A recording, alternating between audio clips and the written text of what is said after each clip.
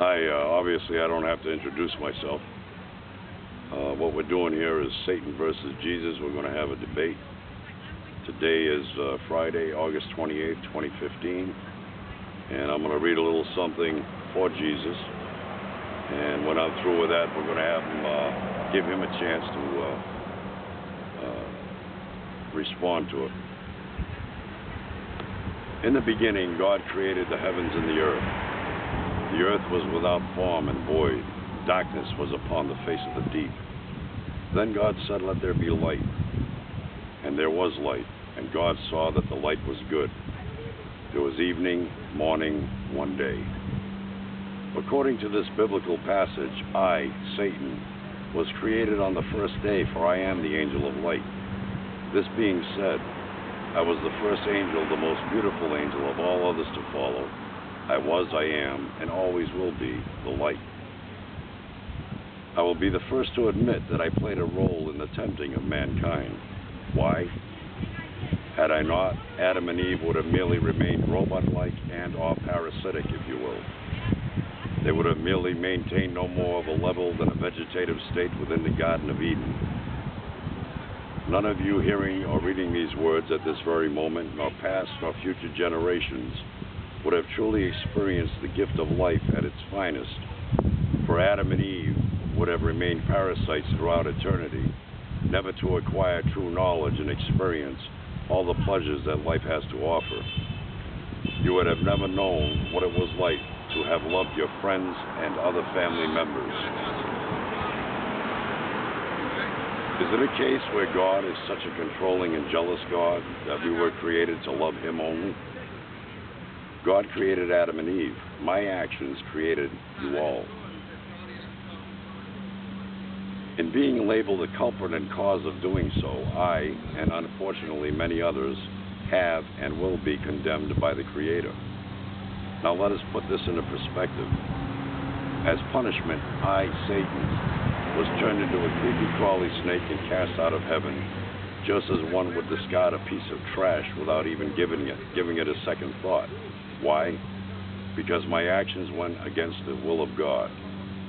Is it only the will of the Creator that should truly matter? My actions account for the way the world is today, a world with an abundance of life forms who possess the basic natural right to experience life at its fullest. A world in which all emotions abound, whether they be happy, sad, or indifferent. A world in which one can feel the exhilarating feeling of success or the agony of defeat. Though there can be disappointment and sorrow, there can also be success and happiness. To put it bluntly, most people automatically praise and thank God while experiencing an orgasm. But in all reality, if it were not for me and my actions, that orgasm would never have been. Now this is where it gets tricky.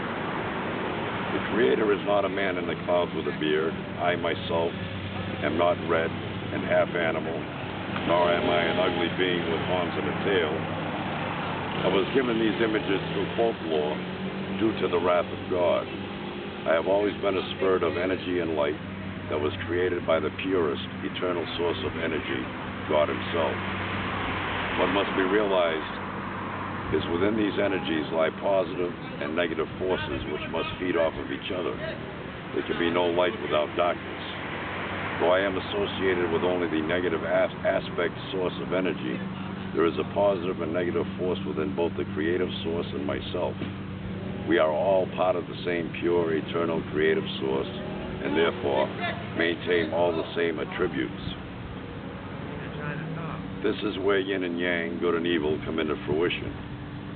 The term good and evil is fairly basic, but technically involves a much larger spectrum. What one may view as good and evil, another may view different. For example, one may view a rainy day as being dark and gloomy, another may view it as liquid sunshine. This shows that we have free will to view anything we wish to interpret our views from any angle we choose. God is portrayed as a good and loving God. I have to ask, would a good and loving God use His powerful wrath to deliberately kill millions of His children by causing a worldwide flood going against His very wishes and teachings within the Ten Commandments, thou shalt not kill?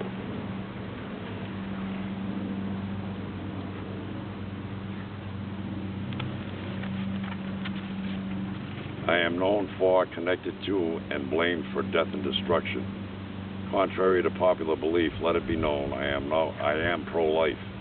I do not and never have had any reason or desire to cold-bloodedly kill anyone. Also, though he admits to being a jealous God, thou shalt not worship any other god or graven image, thereof. For I am a jealous God, and is Satan most blamed for jealousy. He claims to allow free will. Through religion, many have been taught we have free will. To an extent, we do. God allows free will, but with restrictions.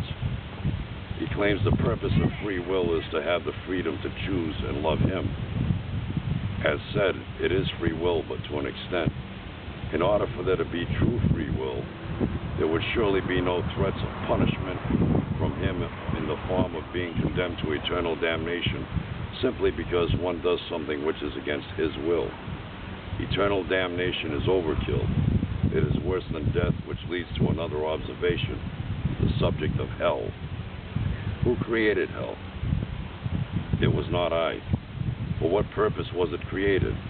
Well, let it be known, though I am the poster child of hell, I did not create it, nor will it be me who sentences anyone to eternal damnation.